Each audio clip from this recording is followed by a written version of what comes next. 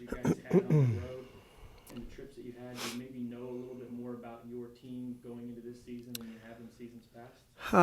I would say that normally, but to be honest with you, it's been a tough preseason for us.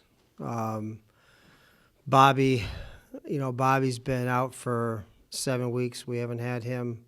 We've had him for three. Actually, we've only had him for 3 days. Bryce Nichols is out with a stress fracture. He's out in his foot. He's out for 4 to 6 weeks. We're a new group, but not to have Bobby. Bobby, literally did not practice with us all preseason. So, we're trying to kind of find our way a little bit.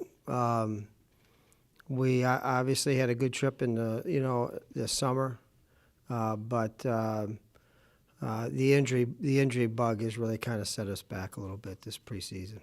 Is it Bobby's hand? Is that what I saw? Yeah. Mm-hmm. Yep. His shooting? It was his shooting hand. Yep. So like I said, he's been back. Thursday last week was his first day. So he's got.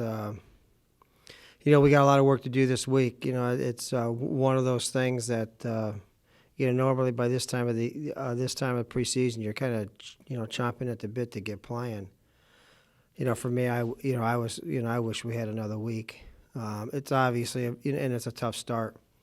At Kent, then you have Toledo here, and then you go down and play, a good Florida Gulf Coast, and then you're playing Bowling Green. So our first 5 are really, really challenging. So it'd be nice to have that senior leadership with a young group, a new group, not to have his voice in practice every day, not to have him around is, it set us back a little bit. Is he at full strength? No, I would say he's, I would say his hands are much better. His hands is better than his legs in terms of being in shape and being able to go. And again, it was his shooting hand. He couldn't catch a ball. He couldn't shoot a ball up until, a week ago.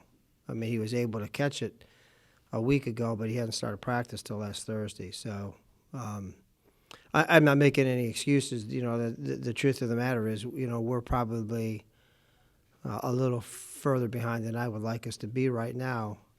Going in against, in the event's fantastic.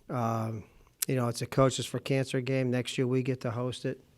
It'll be at YSU next year. It's a 4-year commitment where it's going to rotate from all the 4, quote unquote local, universities with Kent, Akron, Cleveland State, and us.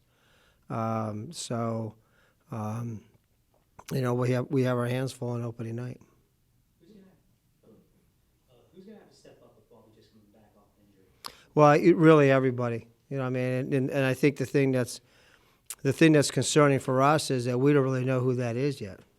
It'd be different if, you had a couple of the juniors in there that that had some game experience and whatever. So, we're literally feeling our way. It's if you had some game experience and a little bit of knowledge in terms of who that might be. You're a freshman, you're a sophomore in the point guard spot. You're a sophomore in the 2. You're starting probably a freshman in the 3.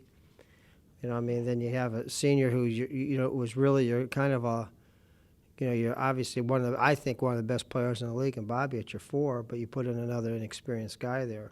I think we've got answers. I just don't know. I don't know what the answers are right now. Having said all that, what have you experienced in the preseason that you like about this team? There's a lot of things that I like. I think we're balanced. I think we shoot the ball, probably a little bit better than we have in the past. I think our size is better. I think that we have the opportunity to have a better basketball IQ in terms of sharing the ball.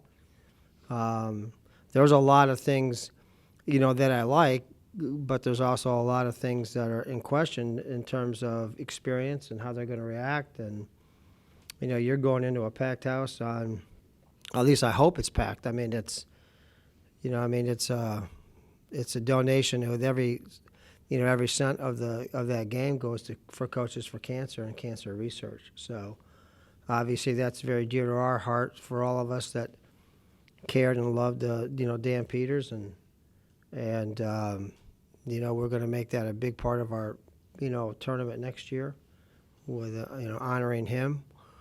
So, but again, you're going against a team that has really good bigs. Maybe their best player in the whole MAC is their big kid in the post, their 4-man. He's a returning leading scorer. They've got some. I'm sure they've got some questions in their perimeter because they lost 3 really good players on the outside, but also, they got 2 or 3 kids that were wanted that are coming in as graduate student kids. So, I'm sure they'll be experienced. Jerry, do you just feel more comfortable, maybe that's not the right word to use, just because of the players you brought in, and now you have more go-to guys at this point? Dana, we definitely have a group that shoots the ball better. I think we definitely have a group that has, good basketball IQ. I think this is, clearly a work in progress. I believe that this group, with its size being better as we get, through our year, it can really, really improve and really be, a really solid Horizon League, basketball team. But you don't know how you really are until you get punched, and when that ends up happening, you're going to find out you're going to find out where you need to grow and what you need to do. So I think we have a pretty good grip through our scrimmages and through our practice time. But then again, when you take your best player off the floor, it's only 1 of 5 guys, then you have to be able to learn a little bit from it. And I think we have. I think it's helped our younger bigs because they've gotten all that practice time. I think that's good, but it's not good for an old coach. Coach, a little bit off that subject, but is there any talk? I've heard some talk delaying the start of the season, maybe late November, early December, to giving your guys more time and more mid-majors more time and having things like that. Say that again at the beginning of it. Delay the season maybe a month. Oh, delay the season? Yeah. That's not, that's never, to my knowledge, there's too much money for mid-majors to be had because of the fact that you get bought. And there is opportunities through the ESPN and the Carrier Classic, and I think Pitt is playing in Japan or something like that. There's a lot of resources that are out there for basketball that at this time of the year really generate some income.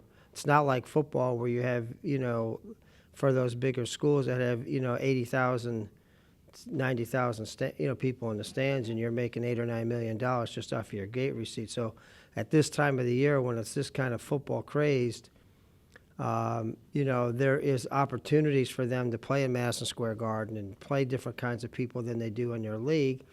And then I would say, maybe a third of the country of Division I college basketball players are helping generate money income for the universities because of the fact that they're playing this time of the year in November and November, December. So I don't see that being shortened with this. To be honest with you, the fact that we're starting a couple years ago, I believe that we started like on the 9th or 10th or something along those lines. And in the last 2 years, we've started back into the teens, the 14 and the 15. It's tough to get all your games in before conference play and get your guys home for 4 days if you'd like to for Christmas. So many of these teams now are playing 22nd, 23rd of December, bringing them back and playing the 26th or 27th. Our goal is always to try to get our kids home 4 to 5 days at Christmas time. So it's a squeeze.